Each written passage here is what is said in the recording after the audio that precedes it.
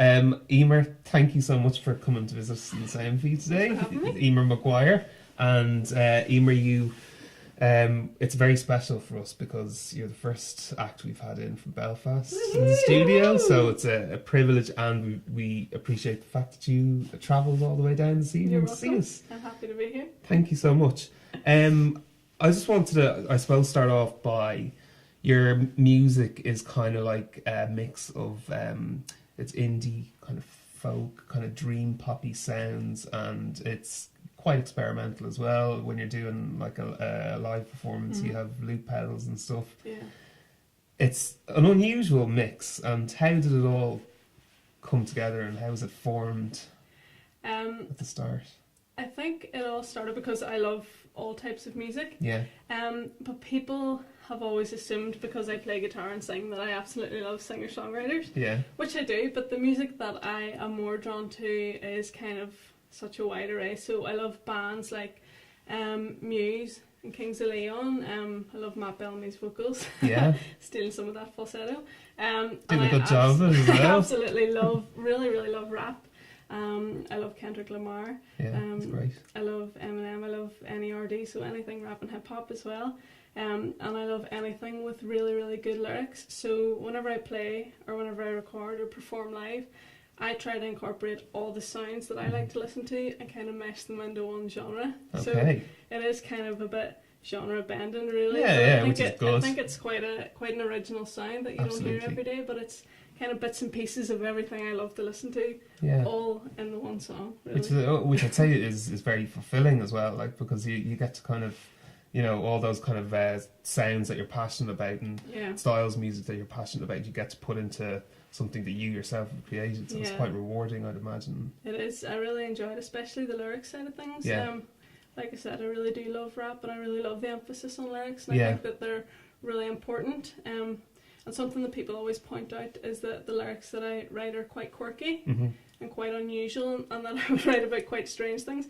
I don't think they're strange, but that's what other people say. And I think it's just looking at life in a different way, similar to rappers and things might be, and Yeah. the way that people in pop might not necessarily Yeah. look at things. Yeah, and it's interesting as well, because I suppose would it be, I don't know, fair enough to say that in Belfast in the music scene, you would either have you'd have quite a strong maybe electronic, but also a strong rock, but there doesn't seem to be kind of a huge amount of somewhere in between, and a mix of kind of sounds. Would that be a kind of fair enough Yeah, assumption? I think so. There are the music scene in Belfast is unbelievable. It's huge, and there's so many amazing artists. There's so many amazing bands. Yeah.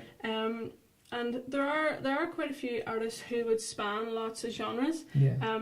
But I don't think that there are any that I would kind of reflect with that would have the same sound as me. Yeah.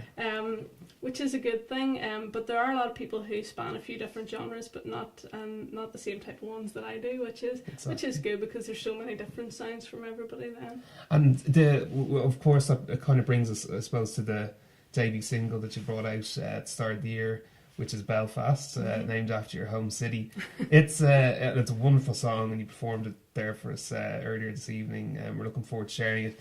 It's I found it's kind of like it feels happy, but it feels melancholic, and it feels kind of very reflective. It was what part of, obviously, growing up and living in Belfast kind of really inspired the song itself? The thing that probably inspired it the most was my student experience, my student life, which inspires probably everybody.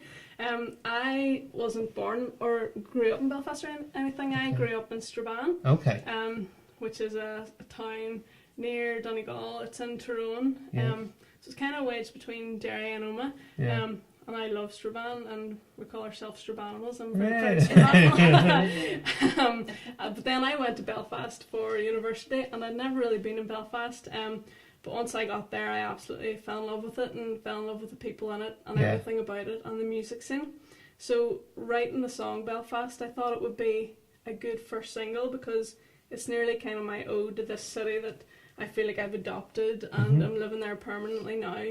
And I do feel like it has become my home city, because I've been there for so many years since leaving university. Yeah. And I wanted to kind of get across the fact that I talk about in the song about, which my mum wasn't too happy about, Drunk Upon the Lisburn Road. That's alright. Which I think kind of everybody in Belfast who went to uni can probably relate to at a point. Well, most people anyway. And whenever people hear that line, they say, "Oh, I remember being on the Lisburn Road, and I remember that. Weepy-eyed. Exactly.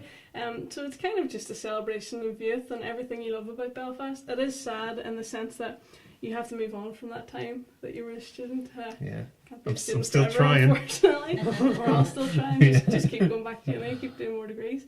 But it's just more, you do have to move on from that, but you can always look back and see it was such an experience and see everybody coming after you and just think, you can just guide them through it and pretend you're student forever.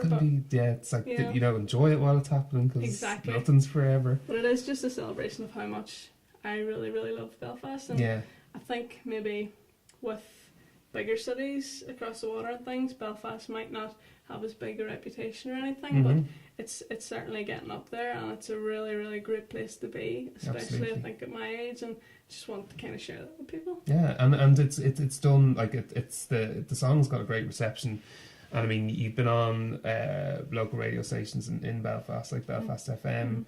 And is it Belfast City FM? I've been on and also Belfast City 9 FM and BBC BBC Radio Ulster.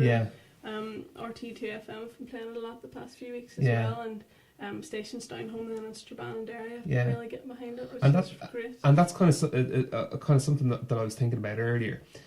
Do you feel that bands, I suppose, from the south don't try and get onto like BBC Radio Ulster, or they just it's like it doesn't even cross their mind, you know what I mean? They don't think of it. Yeah, I don't know if people don't think of it, or if they think maybe we're from the south, so that's not something that's feasible, or we wouldn't be as well received.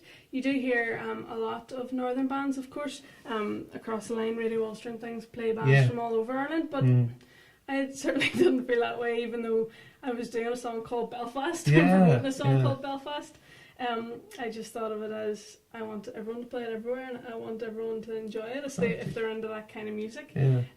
But I think people who are in bands in the south shouldn't be afraid of coming up in the north, because there really is such a warm reception, and there's such a big passion for local music, whether it is north or south. And I mean, one of my own favourite music websites would be the Tin Air, which is which would cover bands from everywhere on the island of Ireland, and I suppose bands then in the south are quite forward in sending their music to them for a review or to listen to or whatever. So maybe they don't know where the Tin Air. Maybe they think they're up in the Tin Air or something. They don't know. But it's just I find it interesting, because I do see a lot of kind of bands from the north. On like all radio stations, no matter where it is, and covered on all websites. So it's just something I can. And one other quick question. I'm taking advantage of the fact that you're our first musician from Belfast. I don't want to labour the point, but these are questions that have been building up in my mind. Cool. But I just wanted to, we would have all heard of like the Empire in Belfast as probably maybe the go-to music venue. Are there any other ones that, like, if music fan visiting Belfast should definitely check out? Yeah, well, the Empire is the big one. I think the Empire is fantastic, and I love playing it.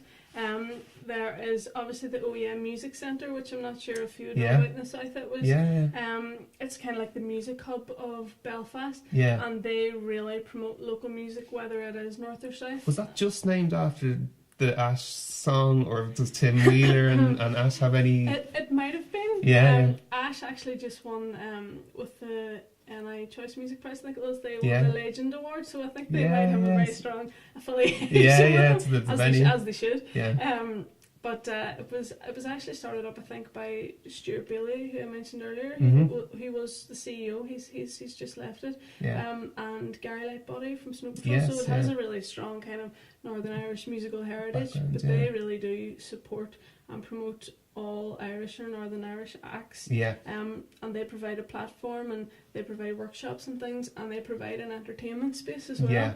So they would really get behind, and I'm involved with them at the minute. With a program called Scratch My Progress. Myself and 4 other Northern Irish bands got chosen to get mentoring and support with them for the past 10 months or a year, and they have really helped us kind of with our music and promote ourselves and things like that. And then you've got venues, really, really cool venues like the Black Box, which is around the corner from the OES Centre, and all the Belfast bars and things at the minute. They are, I think, places like the Dirty Onion, Filthy McNasty's, really, really loving these names. Loving these names. Belfast has just got like super hipster. Yeah. Cool at the minute. Filthy McNasty. Yeah, I was just like when you said the pickled onion and the filthy McNasty. No, the dirty onion. Dirty onion. Not even as clean as the pickled onion. Pickled onions are so boring. Just all those kind of places. They have a Filthy McNasty's in Newcastle and England as well, actually. Yeah. I just want to go there just to tag myself on Facebook. I'm going to tag myself now. I don't even care. That's where everybody goes. So really, really cool venues. And they're all making, like you're saying, the pubs are all making kind of aware of the growth in the music, and they're making space. They in really, their really support the local music scene and really, really champion it.